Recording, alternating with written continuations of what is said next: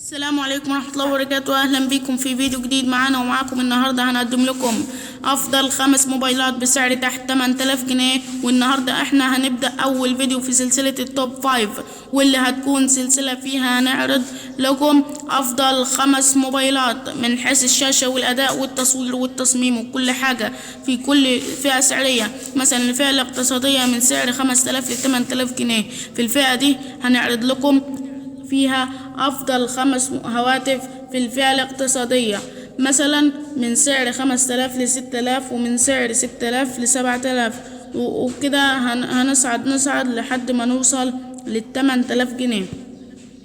ونقيم الموبايلات دي بحيث نقسمها ل5 موبايلات ونقيمها من حيث الشاشة والتصميم والأداء والتصوير.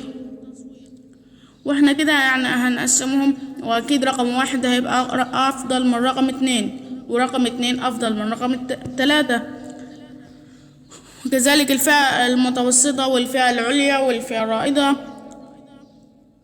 واحنا النهاردة هنقدم لكم افضل 5 هواتف من سعر 5000 ل 8000 جنيه بعد هبوط الاسعار. اولا موبايل ريدمي 13 سي. الموبايل بيجي بتصميم حلو وشيك كعادة موبايلات شاومي، وبيجي بتصميم عصري بنوتش في الشاشة، وبتيجي 90 هرتز IPS LCD.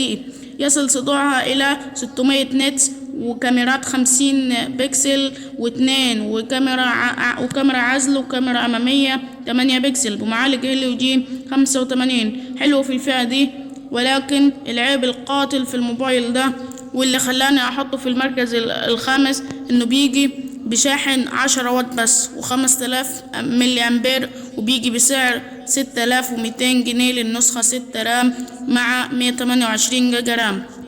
بصراحة الموبايل ده رأيي فيه إن هو موبايل حلو لو أنت معاك 6200 جنيه، لكن لو معاك أكتر هتروح للموبايل اللي بعده واللي هو السامسونج A05.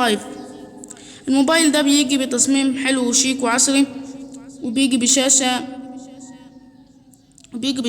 LCD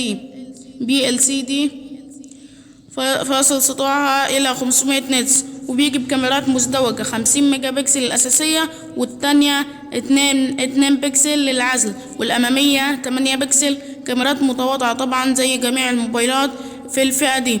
وبيجي المعالج هيليو جي 85، والمعالج ده زي المعالج اللي قبله يعتبر أفضل معالج في الفئة دي.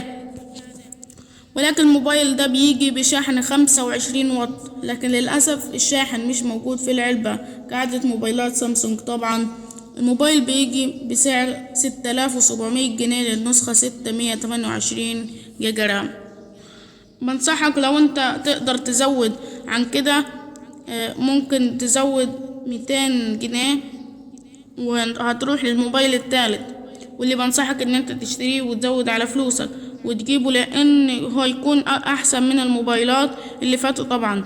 لكن لو معكش مش في مقدرتك، خلاص سامسونج A05 كويس، او ريدمي 13 سي.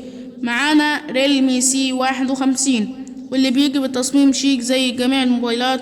ريلمي بيجي بشاشة IPS LCD 90 هرتز مع كاميرات 50 بكسل الكاميرا الأساسية، و3 بكسل الكاميرا للعزل، والكاميرا الأمامية 5 ميجا بكسل مع معالج T612 اللي هو موازي للهيليو جي 85، واللي طبعا هيكون في أداء حلو ومفيش مشاكل، مع شاحن 33 واط. المرة دي هنشوف شاحن سريع بيشحن الموبايل في ساعة إلا ربع. والموبايل ده بيجي بسعر مناسب وأفضل من الموبايلين اللي فاتوا، 5500 جنيه للنسخة 428 جيجا رام، و6300 جنيه للنسخة 6256 رام.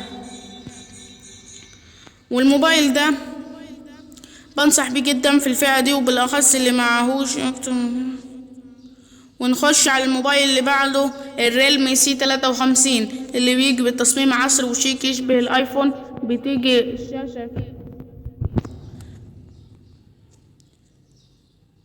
بتيجي الشاشة IPS LCD Full HD. اللي بيتميز بيها ده لان كل الموبايلات اللي فاتوا HD مش فول HD.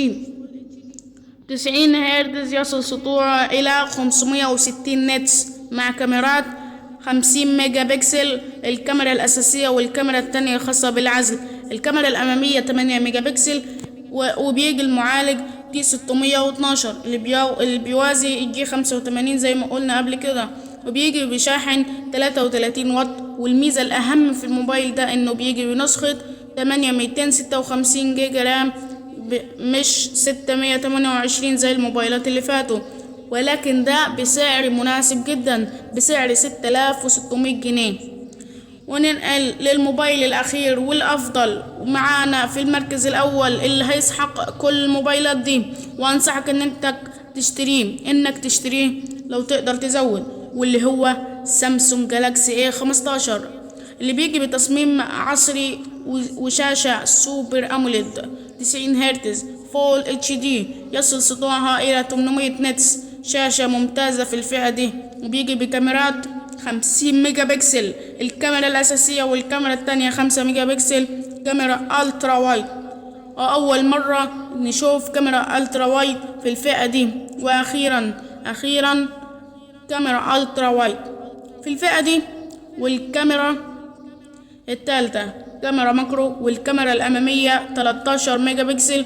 والموبايل ده بيجي معالج هيليو G99 أقوى معالج في الفئة دي، واللي بيقدم لك أداء حلو في بابجي وكول اوف ديوتي. والموبايل ده بيجي بسعر ممتاز في الفئة دي 7300 جنيه للنسخة 628 جيجا رام. واخيرا وصلنا لنهاية الفيديو. احب اقول لك الحق اشتري اي موبايل من 5 دول قبل الاسعار ما تغلى تاني، وان شاء الله اي موبايل فيهم هيكون موبايل حلو ومناسب. واستنونا في فيديو جديد هنعمل توب 5 في الفئة المتوسطة. اشترك في القناة وفعل زر الجرس وحط لايك المتين والشير والسبسكرايب. والسلام عليكم ورحمة الله وبركاته. نلقاكم في فيديو جديد. سلام.